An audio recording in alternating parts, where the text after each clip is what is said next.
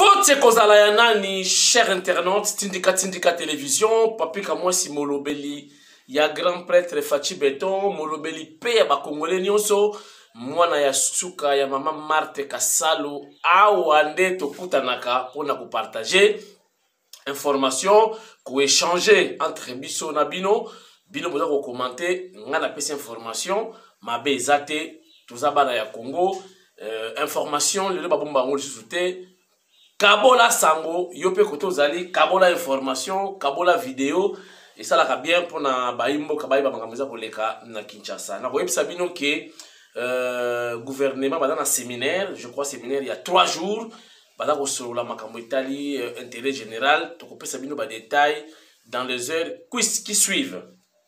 Voilà, entre-temps Toko beta masolo, il y a frère Martin, makamweleki na deuil, mais il y a contradiction. Bato balobita mo konzambo kaya ki ba muso ba ka vandaki, ba muso ba telemaki, donc ba vidéo za ebele, mutu na mutu pesa information pe na ndenge na ye. Mais c'est l'homme information na zwa ki a telemaki pona ko accueillir mo konzambo ka pona ko lakisa ki président Eli azaka moko toko beta le solo amu na kati émission lelo. Matata Pognon balobi les faux malades, aucun vice n'est beau, on en parlera. Et puis, Tokobet à l'isolo, il y a professeur ya Kung Fu, il y a pas les côtés kate N, donc on a mon tout pena comme N, N. À chaque fois, ça a une émission, Nassima, hein, on a un livre belé, pour l'accepter que les professeurs attendent un livre, attendent un logo, livre, Nassima, on attend un livre, on a té, hôtel, Koutaïbi, motel. Donc, il y a haine, jalousie, et puis la monique en Zulu qui m'a cassé. Hein? Qu'est-ce qui ne va pas, professeur de Kung Fu? Et puis, il y a danger dans la cuisine. Parce que un cuisinier, il y a un kungu na mindindi. Donc, somme. Tokolobe la épée sous les lots. Et après, Tokobet a les solo, mouké, Tokolega, il y a Duchesse, on a dénoncé, ma caméra de na Sinark. Donc, on en parlera dans cette émission. Et à part ça, Tokobet a les solo, il y a 13 millions de dollars pour un état de siège, mais aller bloqué à partir de Kinshasa. Et puis, Ekofo na Ambongo, Nineza Goleka, Ekofo na Ambongo, des messages différents, des impacts différents dans l'émission Alelo.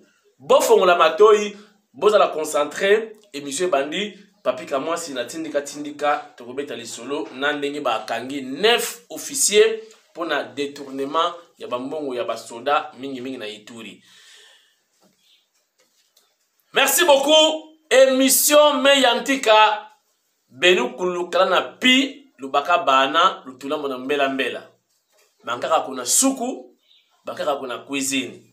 Donc, Lukala ki beni concentré, émission de Yantikidi. Papi kamwa si Yantikidi. Ama vimpi Benu Bwe. Lukolere. Ah, mfia okedi. Émission Bandi, wana da bambote na tuni ba santé na Kintandu, notre dialecte, donc Kintandu nde obsoto lobaka, ezali langue na ngai. Et ça la rappelle bien parce que mikolo yo tozana bituba makasi ya cohésion et l'unité nationale lancée par madame la ministre Nana Manouani na Kyumba et pourquoi pas Fachi Beton Fumoli Tunga azana souci makasi ke to longola haine lokola professeur ya Kung Fu donc cuisinier ya mikungu anzuluki tolingi unité tolingi cohésion nationale lobi élection boya ezala vraiment apaisé. Frère Martin ayena matanga comme d'habitude. Ba preparaki mwa kuna bango ke soki abimi tokumisa ye toyamba ye ayaki na mwa groupuscule ya bato na ye aza leader na point na ye aza député ayaki na mwa bato na ye basala ndenge banaki kosala makala na IDPS boyebi ba de ebele salamaki bongo Tshisekedi soka koti tanga zo maboyeli mete yindi ba accompagner tina limete ils ont tenté de faire ça. Bon, malheureusement, bazala ki pe mingi penzate. Basala ki ko sala, ba fingi toyoki, bon, tout le bani démocratie, mais heureusement, pays ont échangé. À l'époque, je crois que vous voyez tout ça ba image belé. Même na deuil ya Rossi bomona ndenge mbuma ebeta kaka kasongo wana kasongo général azalaka général na la police namona bato makila na Notre Dame wana bingana na kena makolongulu o facha kita pena donc policier azo yiba moto ya combattant mbumezo beta la kibri zo beta facha kita atindika policier a récupérer moto wana apeson c'est le kolonango mais ba réaction mususu mona comme chef de l'état bozo mona zo kenda avec douceur yemo kayebi pourquoi et puis bato wana ba beti bango masa cité bakangi mutute ba accompagner le député frère maintenant les députés comment dirais-je président élu il y a Facebook ba bembe malembe ti na hôtel na Faden House mais na monique ba komaki ceux qui moi 20 parce que Faden House ezali et ça la activité moko da commercial bato ba luaka pe kuna bato balala ka kuna et ko déranger pe ba kilia ba kokima parce que ils a dérangement balinga pe ils a pe gombe en plus donc et simbaki na ngote mais ils ont insulté ba beti mutute bakangi mutute bake calme voilà les changements différence il y a régime au ileki aux alaki far west na régime ya Fachi Beton donc au fingi et tout ok na yoti na palais lacrymogène 0 arrestation 0 lisasi 0 mutakufite batutu bake pepele sans problème voilà la différence il y a gestion façon ya ko diriger et comme différent en tout cas wana y a pas match donc chapeau bas na Fachi Beton azola kisaka lingi ba congolais différence ils allaient vraiment dans régime ya Rambo où ils allaient qui a donc botem ka 20 30 cas ngwaye 10 minutes c'est trop boyo qui déjà bandi tata balala beaucoup de balabala donc des fois Fachi Beton chapeau bas mais comment dirais-je polémique ils allaient entre côté les ma image je crois ils allaient tout là qui na musala tout là qui est très concentré mais au batali ba image ba musu lobi ke fayu la télé maki ba musu lobi yo a télé makité na yeto ndimela nani bref et c'est les cas qui nango isa makambu et yaka boyebi en eza makasi jalousie eza makasi toujours supporter ngo mais c'est très compliqué relativement na matata ponyo il semble que matata ponyo habilité il semble habilité ils a les faux malades aucun vice nebo donc ba vice nyo sur ça ya kokufa ba avocat ba lobi ki no faut rapidement akende mais en tout cas ba gérer ki mboka pourquoi ba sala ki ba hôpital ya malonga te o yo moko pe mokonzo be le aux traitement toujours ko kene ko traitement libanda mais mingi ba ko ko traitement libanda ba zonga na kesi kwenda kumputu vutuka mu kesi mais vraiment bon musala biso ba hôpital bien bino bo zo ba soin awa mais d'ailleurs que dans idéologie dans l'idéologie à tout la mouisse qui zaka donc tout la mouisse ya zaza noko akuzwa kisi awa ba mema na mama yemu donc matata pena na mama yemu siko tonga ora ya mama yemu zwango ha na ba grève bato ba futa mate yo siko oye onga matata na yesiko nzote za bien te bokoyo kasango wana kutu donc bo comprendre déjà potonga rozwa ha oya bangulu donc ozugara makale kale donc voilà par peur oh faut France oh Belgique mais vous avez géré ces pays vous gérez mboka pourquoi vous ça qui hôpital mon côté ya malonga OK yo mo po beli sans crainte aux traitement adéquat de qualité mais les lots yo bolinkaka évacuation rapidement évacuation. Qui vous dit que ceux qui vont évacuer sont réellement malades ne sont pas vivants? Va évacuer combien de personnes? On est mieux chez soi. Que bota la libanda. Bota la libanda. Biso to banange Congo kuna kuyenda kuzulu di bois. Et si quand on comate likole kweya, et vous pensez que ce qu'on a poto, OK vous avez traitement, ne sont pas vivants. Mais non, ba kenda bing bazon kana caisse. Natanga bakombo baza ebele na ko informer bino lisusu na émission lelo ke ba faux prêtre oyo bakangi ba interroger bango eza ko continuer batangi bakombo ya bato batindaki bango vérité bimi bayaki na mission bazalaki na ba GP ba faux prêtre bayaki basala action na lobi te basala action pas nani donc bato bayaki ba assassiner Fachi boyina boyina na lobi ndenge wana te mais na yebiki bayaki basala action parce que ozalaki très important na katika événement wana le chef de l'état na yebite bayaki ba atteindre le chef de l'état mais na yebisaka bino wana azali dessin animé parce que ebele basi bazalaki na ba idée ebele ba complot et salamaki ki Fachi azalation invité tilelo même ba détourner ebele salamaki bazali se ba konjara au banque bimisa mbongo ni tipo na ozalata oleka bimisa mbongo pesa yo zela dans quelques jours au moins ka odaye donc ndenge za wana basi ba bara Fachi akufa et ça c'est quoi akoma dessin animé ata film banditi esuki bomona ko akufi alamuki asale boy alamuki lobi na film mzuba moni ye lisusu. Donc Fachi c'est akufa na ye ponanga ça akufa et c'est quoi et s'il y a comme immortel dessin animé akufa raté. Qui va coup raté et belé. On a s'appelé Mikolo moi ba laisser aller monsieur ezalaki na sécurité ezali société. Ezali société là qui lokola ah bon to va na kaka aza mo ko sale mabe azate mais ba comprendre que ba fiti ba se multiplier.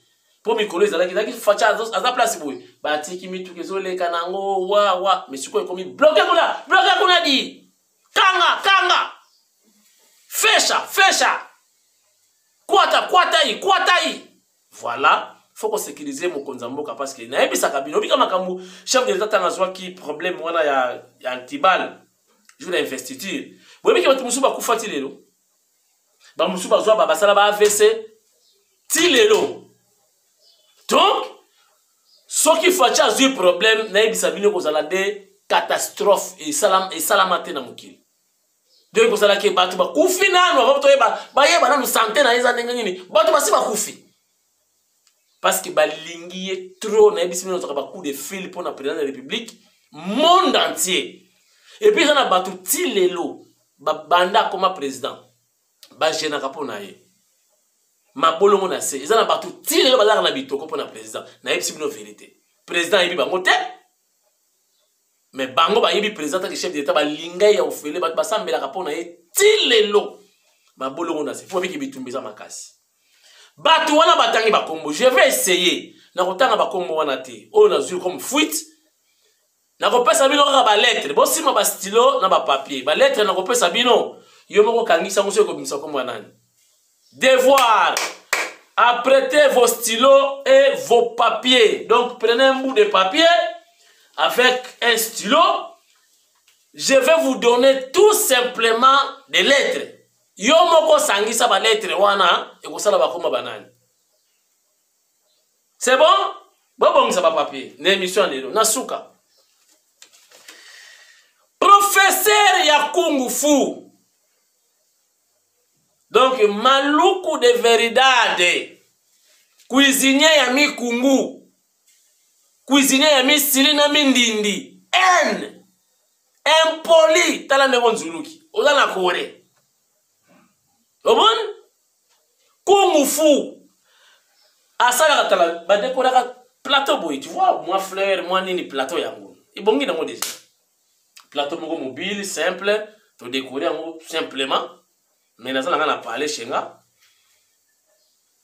donc hier a toujours un livre na sima bon mon kata docteur asa professeur lokola nana manwanina lukuta ba livre wana tu atanga kangote debo na tangini atangisa Kung Fu ala mamindindi ala mami kungu na misili na soko di kondo boyebi soko di kondo ha on a fait botu na bazombo do alamba ka soko di kondo achembisa ko kauka na mwamba professeur wana ya Kung Fu N. La N. Vous avez N. N. Hour. N. Hour. Non. De wana émission. Il y a ça comme émission. Maman Marthe. Il y a Tshisekedi. Famille Tshisekedi. Wa Mulumba. Fati Beton. Maman Nabango Marthe. Oh boy na boy. Oh Facha Salaki boy. Oh. Donc vraiment comme un petit enfant. Yom le professeur. Mais ça là, une émission élaborée, une émission scientifique. Donc, émission pénale, donc il y a balabala, il n'y a pas qu'à Djouma. Il y a mon professeur. Donc, na titre na yo mi bamba wana mo ngale ngela professeur la Kung Fu adjumé in. Tala émission na yo comparé avec un homme scientifique. Le voilà par exemple, dans l'opposition mais après c'est exemple comme professeur Kalele. On doit sentir que il peut moins un ezalaka, mais on doit sentir que c'est quelqu'un de scientifique, quelqu'un qui a étudié. On doit sentir que non oyo azam tamayi la tangi sa réellement. À part ba calcul ba résultat na bango esimba kité ya fayulu na ya ye na basango esimba kati. Ça va kenenge na cour constitutionnelle. Voilà. Professeur ya Kung Fu émission ya N bota la kaiti. Bota la kaiti. Topé matomo na sikoyo makambo ndenge lekaki en résumé na Notre-Dame et pas yoa pipe ambongo alingaki asala lokola ekofu ambongo alinga tester oliatea a commis messe de suffrage et commis matinée politique de commis matinée politique sikoyo ekofu soka chance tango beta ba mofa sakani bazalaki na église jour na culte ba mofa kao ba misu na sebo ba musumuta muta position et après il a été applaudi mais oyo ya mbongo ba wololi pona mbongo ba wololi soni kibeni ngembuna tata dimpilai musande ou prêcher évangile de mfumu Yesu allez nge bakiri kibeni ketu tout dit kunan twala ta fala mal kupai grande mfumu walitunga pour la nini oh gestion eza bien te oh gérer mboka bien te na yebisa bino lisaponge paroisse moko ya munene na Kinshasa na Ngaliema paroisse ya munene na Ngaliema ya catholique ba louer ça espace ba pesa ba pia ba supermarché ba boutique ba nini boyena ba privé ba louaka plus mabonza oye kotaka na paroisse wana ba konze minene ba yaka wana. Vous savez que bana chorale moka munene chorale wana synthétiseur ekufa bakomo yema na mbunda pamba bana bazasko organiser. Est-ce que vraiment paroisse ya munene ya catholique bakoza nga synthétiseur bako kosomba synthète? Et vous voulez toujours critiquer les gouvernements, critiquer les chefs de l'État, critiquer la gestion du pays? On dirait bien qu'on a passé. Synthé. Oya rotine la nga synthé bon na kinosa la don na chorale wana. Bon comprendre qui paroisse nini. Botinda synthé ya bien na omemela bango na kipe sa don. Na lobeta cadeau ya chef de l'État Fachi Beto to pesi na chorale oyo. Bokoye basiko itaki paroisse nini? Itaki chorale nini? Total en image, ce qui a été l'événement, Fachi Béton accompagné avec son homologue, Denis Sassou Nguesso, le vieux Dengues, et à Brazzaville. Et puis, on se retrouve tout juste après pour la suite de cette émission de Tindika avec Molobeli, et grand prêtre Papi Kamouassi ou Papi Chilombo, comme vous voulez. Kamouassi Chilombo. Tindika Bamodi.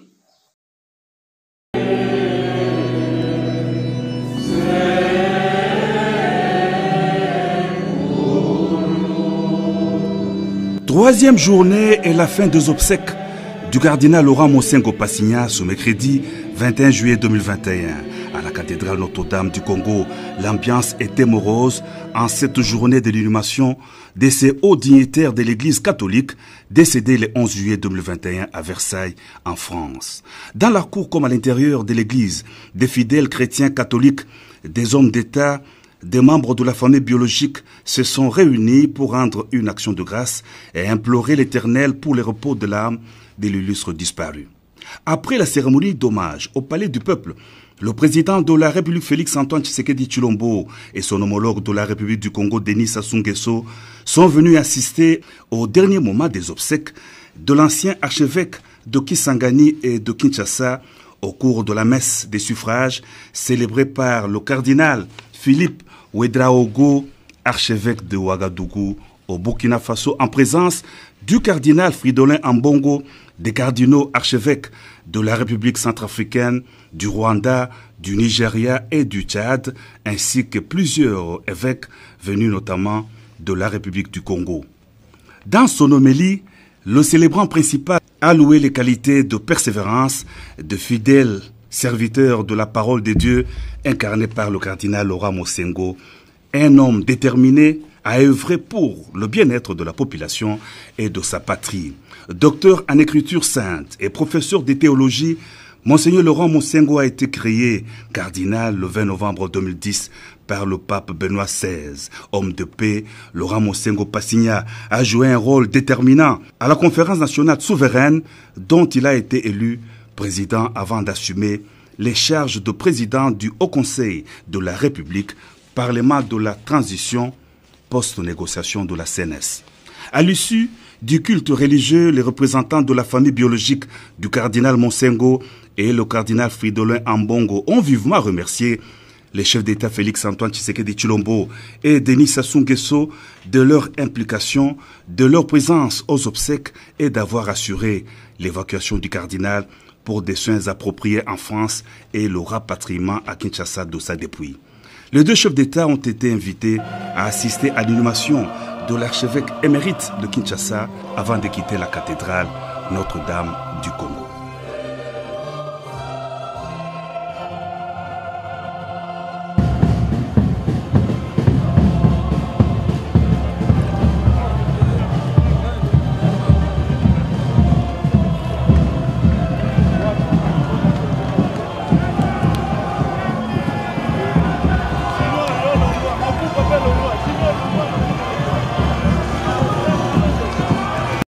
Voilà, merci. Nous sommes de retour sur ce plateau mobile de Tindika Tindika avec Molobelia Fachi Béton. Certainement, image Vanessa Libino, réellement plaisir. Là, j'en profite pour dire ou remercier les directeurs de la cellule de communication du chef de l'État, Eric Nindou, pour ces images. Merci beaucoup parce que nous travaillons en collaboration. À tout moment, vous avez des photos, des vidéos chef de l'État pour nous diffuser pour Nabino, mais on le fait gratuitement. Voilà, pour l'intérêt général. Merci beaucoup, Eric Nindou, mon directeur. Tolobaki Makamouya Sinar, la duchesse dénonce. Alobi Kuna na Sinar, selon l'information dans une Liberté Plus, et pas ya Nekonabiso journaliste, il y a Liberté Plus, le directeur lui-même, Hervé, à l'objet que la duchesse a dénoncé à l'objet Kuna Makamanzoto isa trop d'akati ya Sinark. Bon, la duchesse, on peut savoir un conseil qui non, isa so vous allez sur kunate boma moto eza makambu ezalaka ndako na ndako ezala na place etangaka, ça ne sert à rien de dévoiler ou bien kobimisa ba secret ya ndako eza bien mingité conseil na lekimba la moko. Voilà, 13 millions de dollars pour un état d'urgence parce que ba soldat kuna il faut balia baza na minduki baza na masasi baza na bon solo logistique makamutu, mais c'est bloqué à Kinshasa na ibité qui bloque. FCC et Koufa. FCC cache et Koufa. Alors, qui continue à bloquer? Il faut dénoncer. On a bloqué 13 millions pour un état de siège. Parce que l'état de siège, déjà, dans côté Kuna, est porté par fruits. Et c'est là que chaque jour, au monde, il y a des tueries, il y a des tueries, il y a des tueries. En tout cas, il y a vraiment accalmie. Là, il faut le dire. Bah, oh, il y a haine, la jalousie. Bazolo Bate, silence radio, et pourtant, côté Kuna, les choses évoluent positivement, mais Bazolo Bate, Bazolo Mouté, ma bénédiction dans le Congo, Bazolo Bate, Bakoufa, ba publier, Bazolo Bate, Basalaboué, Babimisa, ba vérité, Basalaboué, ba Indisa. Et ça passe, hein, et ça passe, je vous informe, Netinga Moko, Nadala victime, Nadala club Moko, Nadala sport chaque dimanche. Alors, on a un club, voilà, tout ça, un groupe WhatsApp. Je vous dis, na kasaki to ba continuer le groupe WhatsApp to komona ndeba sala ba gymnastique, le professeur la Kung Fu kia ya jume pour to zwa comment dirais-je ba formule wana to pratiquer yango pe na sport, mais et comme groupe mokonde ya politique. À tout moment ko tia ba vidéo ba nini, ba la kisi bazo beta ba to fimbu na carrière mo bo minière. Bazo beta ba to fimbu ba chinois bazawana ba pesi congolais ordre à beta ndeko congolais. Mais c'est comme à l'époque des Belges. Bazo beta ba koko na biso ba dalika ba ndeko na biso ba to mwindu. Maintenant ba tie vidéo ba komina c'est Fati Béton. Oh, qu'est-ce que Fati a à voir na kati ya makamizo le kata carrière, il se peut que ba yiba ki bazo punir bango. Qu'est-ce que Fati a à voir? Et j'ai intervenu. Je vous dis, et comme il y a un problème, président Penaya Club a fâché contre Ngai. Basali le ba publier mukanda ke basengaki et de pas ya Fati pona mosengo akene ozaba soin. Moi j'ai intervenu ba bike Fati a boy a pimeli. Ngana lobi boy. J'ai intervenu. Na lobi non. Eza bongote. Yé mosengo ayeba kike chef de l'État c'est Fati Béton. On a besoin na lelo ou lobi. Mais à quel anniversaire ya Kabila? À qui Kabila c'est le chef de l'État. Botala niveau ya mosengo. Botala nanu. Bazana ba église belé, bazana ba école. Lelo bazui vidéo na batina ba école. Nini oyo mosengo atiki na mutu ya bana o batala ki vidéo wana. Ba yebi ke bato tanga na classe. Le chef de l'État c'est Fati Béton. Mais yé avant lia pa ou ake koloba président de la République, le chef de l'État c'est Kabila. Alors bien on deux fois na kata anniversaire. Nini atiki li bana na mutu qui dirige ce pays. Mais là, comme l'État de santé comme au boulot, il fallait pas évacuer au bac au chef de l'État. C'était lui-même le chef de l'État qui avait commandé un avion médicalisé pour Mosengo à évacuer. Pour le chef de l'État, malgré ma propos à Ambongo, mais Fatia Zoyakaka, alors qui m'a bangoté. Un président qui s'incline, un roi qui s'incline, président Bebogozoye Wapi. Bandeko nangai eza pasi bato malamu nde basufraka na mokili eza pasi. J'ai intervenu na bi non botika eza bongote pona ngai fallait bakene ko senga aide et pas ya chef de l'État o ya kene ko saela anniversaire muto ko anniversaire ya kité et puis akufi bayete mutu lokola Fati boko joyeux ou wapi bata boye mukola ko zala tende boko comprendre zala ki utile mais vous allez trop tard et vous allez trop tard bande ko nangai et vous allez trop tard bata malamba da très combattu c'est une vérité et je vous dis le président du groupe président ya club associé à l'administrateur à Longolaye na groupe on a parce que moi j'ai intervenu. J'ai répondu na ABC président abi non sorry yoza président ya club. Au contraire balongo la yotetika ngani na longwa na longwe na groupe na longwe pe na club. Bozo mona niveau ya haine. On insulte le chef de l'État, le président n'intervenait pas. Ngana koteli mokonzi azobe nga fanatique. Aliko dali forum ya ba fanatique te. Ngabi OK botika la kasi na longwe na club. Na longwe pe na groupe na bango. Bozo mona bakamtoza nango. Bitumbeza bakasi. Ba conseiller nga babi longwa na club wana ba kobomayo. Na longwe ba benga na butu kezonga na club dimanche yaka kosala gymnastique na bina oyate. Na kosala ngamoko. Na ndako atana mama na bana tukosala. Allez simba l'école, simba liboko, tukosala na ndako. C'est compliqué. Nani azo bloqué bonga basoda. FCC cache Koufa. Maintenant qui bloque 13 millions fois kende. que basoda bazala motivé na moni nga moko na bandundu policière alati teni na mouscarpin bosi bamonango donc mouscarpin donc mouscarpin na moni yango na bandundu to facha za na problème na yebisi bino donc etika to na policier alati teni na kitambala po bereza te donc tala état facha zwili mboka na koyebisa excellence na manuanina babeta pe kati na ministre ya intérieur batala pe bilamba mvwata ya ba policier ba kote kuna ils ont sonné qu'on présentait jamais policier à Ningwana na bapaya. Aïe. Voilà, bakangi 9 officiers. Oyo balia kambongo ya basoda. Mbongo daki destiné à Ituri, mbongo bungi ba dossier na ebele ya armée. Botala quand même bango moko basoda ba lobela makamu na bango. Ngana cheka ka vidéo na tindika pour nous confirmer cette information. Regardez. Alléluia.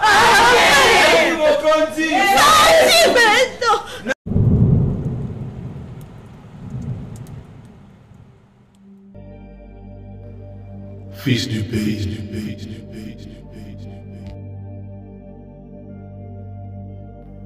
Fatih 2023. Fatih 2023. Je vote pour Fatih en 2023.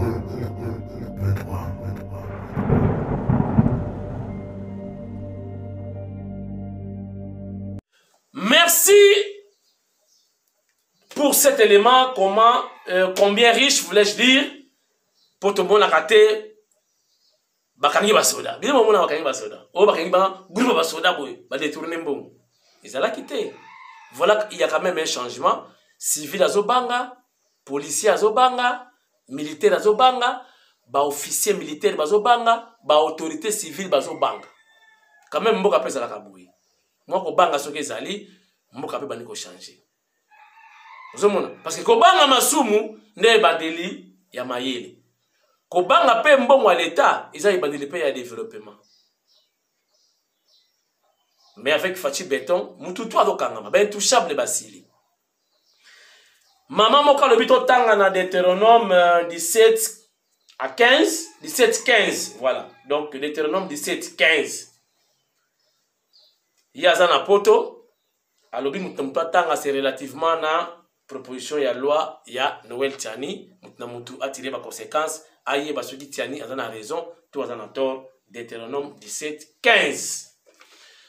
Tokomi na parti ya suka oyo na kopesa ba lettre bobongisi ba stylo. Lettre ya bato oyo batangi oyo bataki na coup batindi 3 faux prêtres armés. Ba éliminer nani? Dessin animé. Mais service intelligent ya mokonzi nde bachaki bango maboko ba mwana ati omoneka lokola ngai mutu moko simple bongo bauti ba Israël bauti ba États-Unis bauti kotanga filature bauti kotanga sécurité bango baza pe na gwa bana gwa aotalo ka bona misu bana ba misu 4-4 ba musu misu 6 ba musu misu tina likosi so atalo ka boya moni ata ya keta websa ka ugesimba mutu wana bana bagwa bino boya sisute o bazo préparer boya te bakanga bino na yebisi bino jaki no batu wana bana la gwa bana gwa bako taka ne bazi bango qui peut imaginer pour la tenue conforme harmonie mosaïque o ezalaki entre ba prêtre nana ko baki o faux prêtre o vrai prêtre mamoni baonde bato agwani bamoni bango bazi formation batanga ato che masque bako démasquer yo bozo ba kombo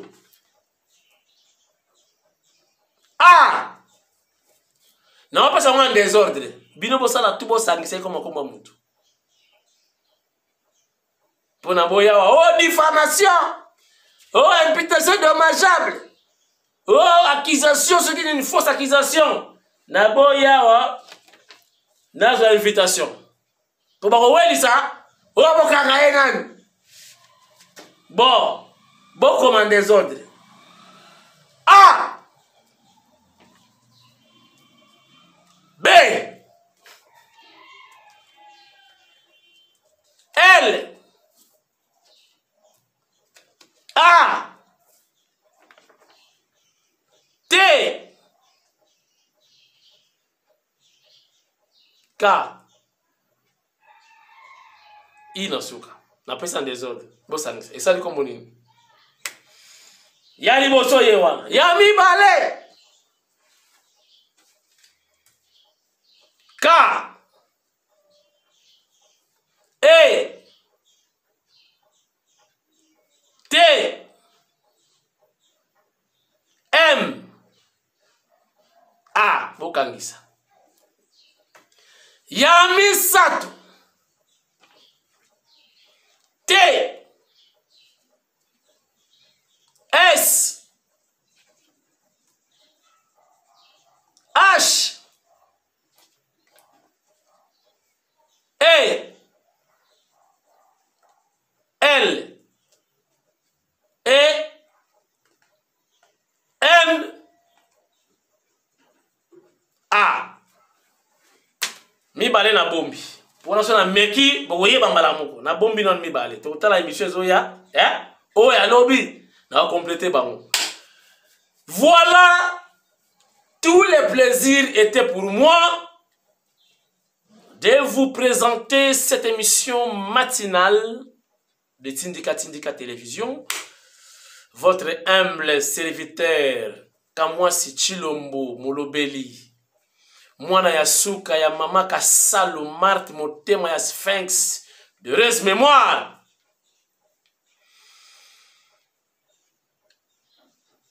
Restez toujours branchés et vous ne serez pas déçus dans Tindika Tindika Télévision avec nos recherches, nos images, nos vidéos et pourquoi pas nos commentaires.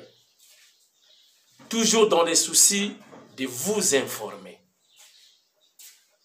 Soutenez-nous et nous, de notre côté, nous allons vous informer avec des informations de qualité et surtout la véracité de l'information.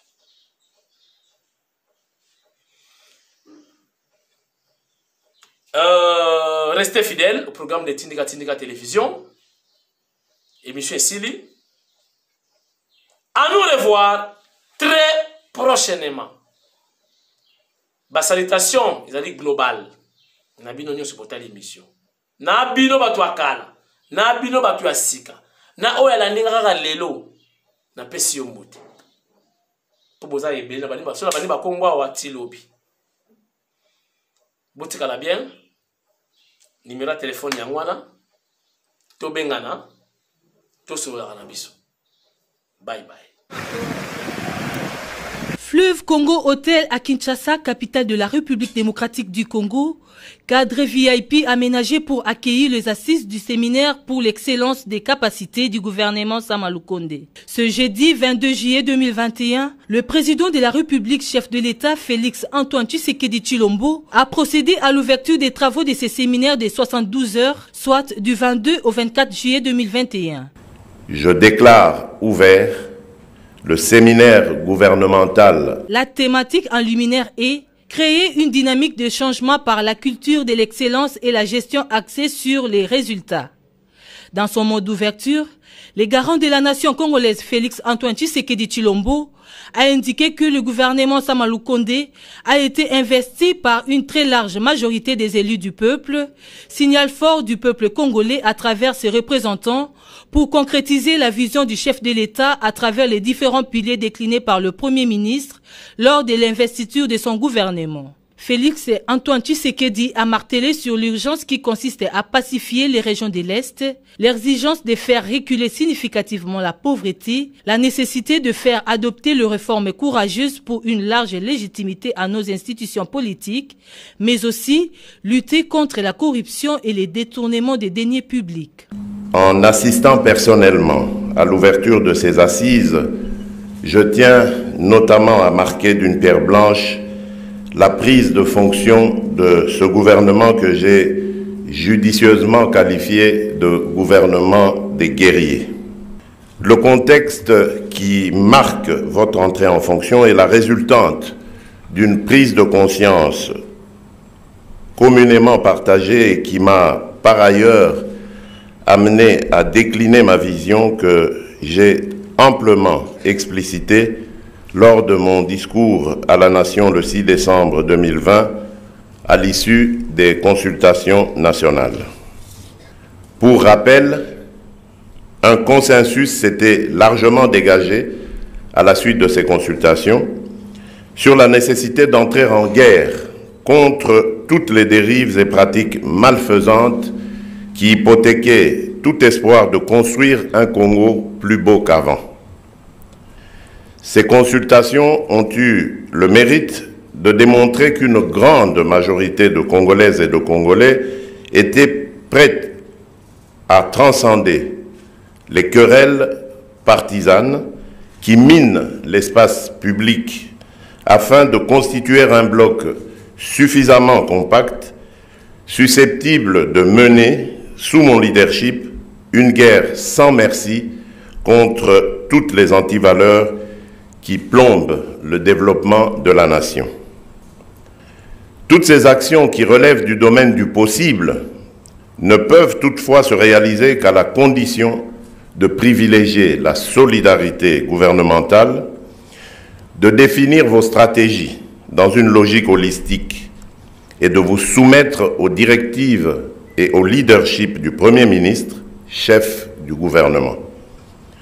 En effet, du moment où vous avez pleinement conscience de votre participation au gouvernement de l'Union sacrée, il est donc attendu de chacun de vous d'éviter des prises de position partisanes qui viendraient nuire à l'idéal du peuple d'abord. En effet, il n'y a pas de place pour satisfaire les caprices de quelques autorités morales que ce soit, ni pour vous conformer à la logique de vos partis. Était présent le Premier ministre Jean-Michel Samalukonde Kyenge, le membre du gouvernement, les directeurs de cabinet du chef de l'État, des membres du cabinet du président de la République et autres personnalités. Ce séminaire va se poursuivre à huis clos jusqu'au samedi 24 juillet, date qui marque sa clôture.